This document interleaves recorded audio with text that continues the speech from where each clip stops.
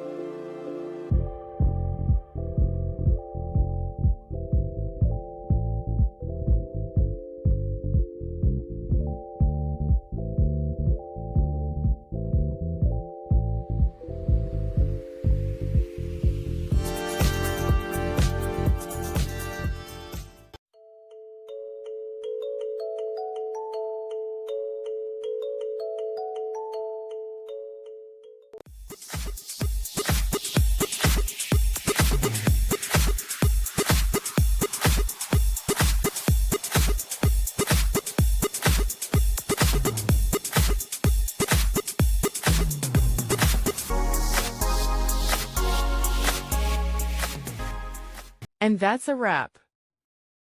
I hope you found the answer you were looking for. If you did, take a second to hit that subscribe button. It really helps out.